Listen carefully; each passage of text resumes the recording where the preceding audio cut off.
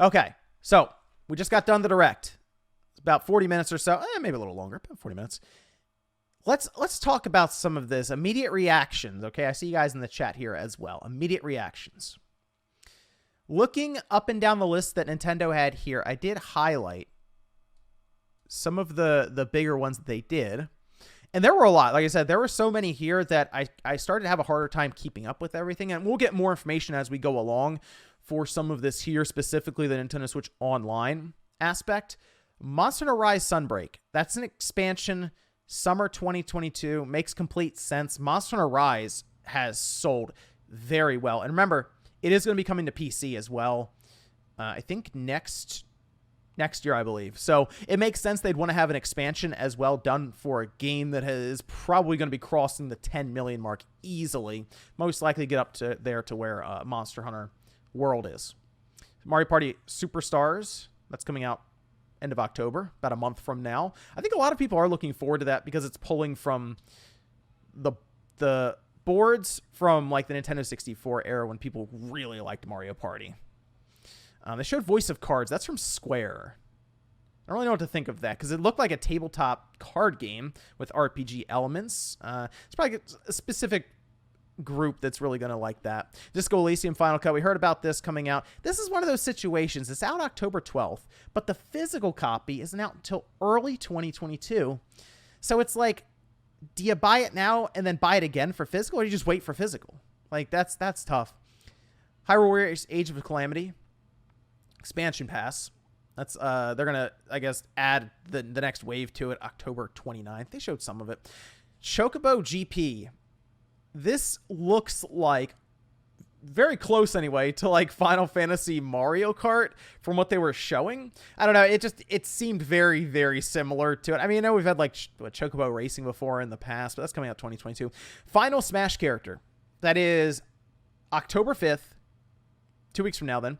That's going to be the final Sakurai Presents. And I mean, they doubled down. There will be no more updates for Super Smash Bros. Ultimate. This is going to be it. So Sakurai is basically going to get the floor to himself on this one. He'll present the last character, which you assume it's going to be a big character if they're doing this. So we'll see. I mean, that way he has like 40 minutes to an hour even to just go over all this and maybe even talk about his history with Smash, because this very well could be the last time that Sakurai has one of these presentations overall. Like, it could be the last time we see Sakurai for a long time then. Kirby and the Forgotten Land. I think this might be the highlight of the direct. I don't know, because they did show Bayonetta 3. This might be the highlight of the direct for me as something that I think was needed for the Kirby series in general. We had Kirby come out. That was in 2018, Star Allies. It was a game that I think a lot of people, like, who are fans of Kirby were okay with, but I don't feel like it was a very memorable Kirby game. Like, I think a lot of people forgot that game even came out. And a lot of it's because it was a very safe Kirby game. This looks like them taking a massive leap with the Kirby franchise into a 3D Kirby game that, I mean, kind of leans into the idea of like what we see with Mario, with like a Mario Odyssey or something like that.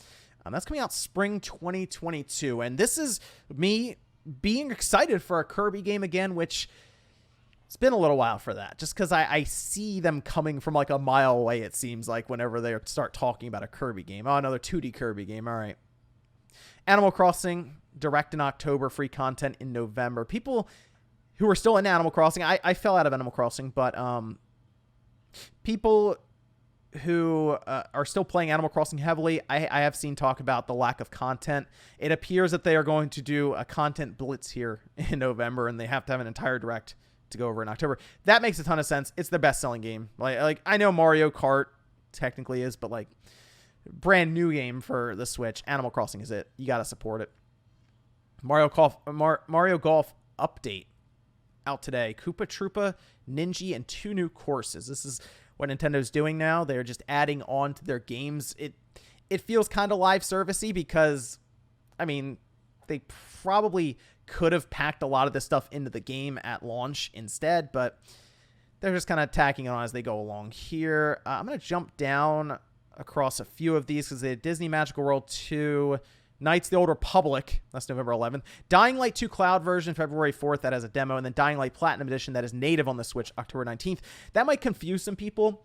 I understand Dying Light 2 is a game that's had some development issues in general, so maybe going the cloud version is better for them to do right now, and they weren't going to be porting the game over fully to the Switch anyway, so at least the cloud version gives people access to it. We've seen this with games like Control and Hitman, and I guess people seem okay with it. I'm not sure there, but Dying Light Platinum Edition, that's at least native on the Switch. Dying Light is a fun game, so we'll see how that turns out performance-wise and all of this.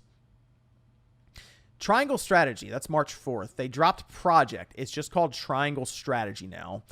We figured that would happen because that's what they did with Project Octopath Traveler, but it's still such a strange name. The game itself looks awesome, but like Triangle Strategy is such a... Maybe it's because it's just so straightforward. It's like you take the part of the genre, which is strategy RPG, and you just put it in the title. It's a strategy. It's okay. March 4th, though. We got a date, 2022.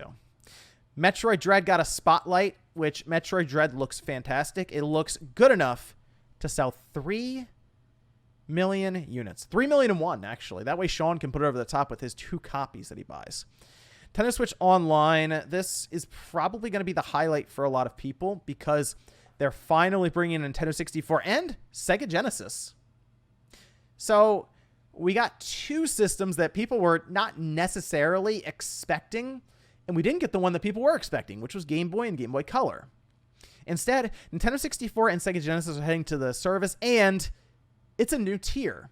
This is something that I had been speculating about for a while now. And remember, I said Nintendo is probably looking at this $20 a year, and they see these games stacking up. There's over 100 of them now. Nintendo, Super Nintendo. And they're probably thinking, wow, that is very cheap in terms of the price for what we're adding on. I'm curious if this is a $10 jump to $30 a year, or because it's 2 systems and one of them isn't even from Nintendo, they may get $40 a year. We'll find out. They said that's happening late October. And I want to point out that they do have Banjo-Kazooie in there. That is a rare game. I have to go back and look at the overall titles that they have. They showed Ocarina of Time, of course. Majora's Mask apparently is coming at some point. Mario Tennis. So again, I have to look at the overall list of games. I think something like Mario Kart is going to be awesome if they have that online, which I assume they will. And then they're also going to have the controllers. Sega Genesis it's interesting they went to Sega and they managed to make that happen, but Sega's strange as it is now, so they're probably just like, yeah, have it all. That's fine. Castlevania Bloodlines, though, that's in there. They're calling it the expansion pack. Great marketing idea. I think that is a good title for this new tier rather than calling it Nintendo Switch Online Gold or Platinum.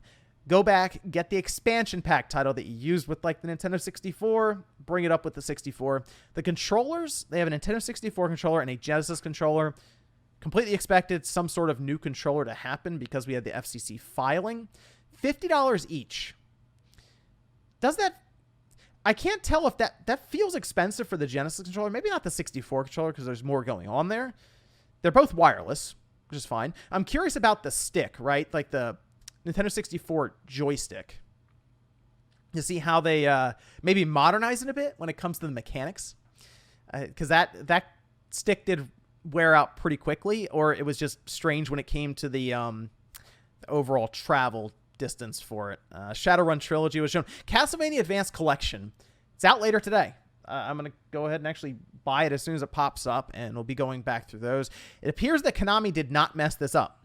The one thing they probably messed up, though, was that there's no physical copy that I've heard of so far. It wasn't at least announced in Direct, but from what they showed, it looks like exactly what I wanted, which was like the advanced Castlevania games from the Game Boy Advance. So that's great. They showed ActRaiser. I was kind of all over the place at this point, trying to get notes and everything. It looks like they're doing a remake for ActRaiser. I'll have to look more into that one. Deltarune Chapter 2. We just had that release actually on PC and Mac. So it's good to see that I guess they're also getting it out on the Switch here pretty quickly. In what was one of the most out of left field sections, Miyamoto showed up on screen to talk about the Mario movie and explained to us that people like Chris Pratt is going to be voicing Mario. and Seth Rogen is going to voice Donkey Kong, and then several others. And it's going to be an interesting movie. This is what I'll say. I was already curious how they were going to make an entire Mario movie with a full plot that's going to go on for like 90 minutes. Now I'm really interested with the people they're using for the voices, so we'll see there. Splatoon 3, that got an update. Still no release date, though. Set for 2022 still, but nothing when it comes to a solid release date yet. However, more updates are coming. Okay.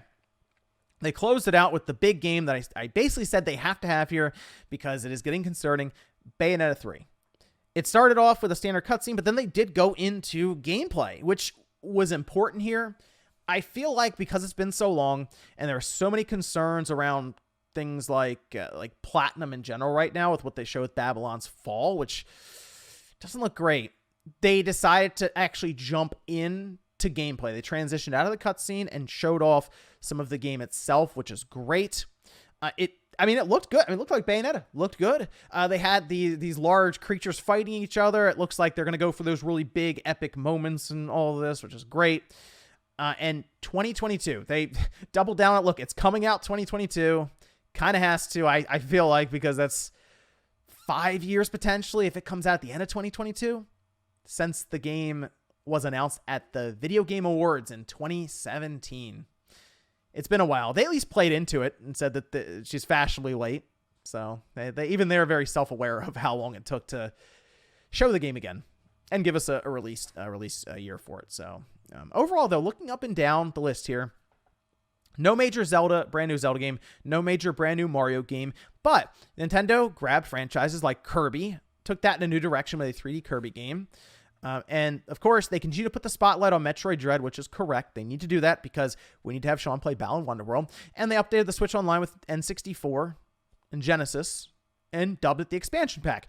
That is good marketing from Nintendo. Castlevania Advance Collection, Splatoon 3. I would say looking over this, it was a solid direct. I was looking at the comment section.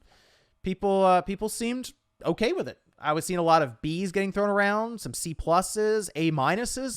I think that's kind of where I am with this one. I think I'm going to put it in as a solid B.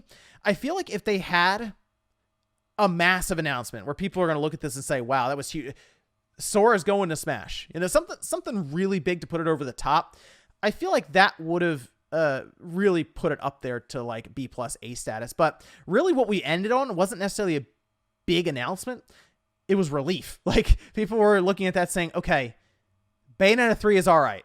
And it looks like it's set for release next year. It wasn't just hype or massive excitement. It was just like, okay, it looks good and it's coming out. So not bad from Nintendo though, overall. So I guess let me know what you guys think in the comments section down below, what you thought of the Nintendo Direct for September 23rd, Nintendo's big major fall direct. Thanks guys for watching, and I'll see you next time.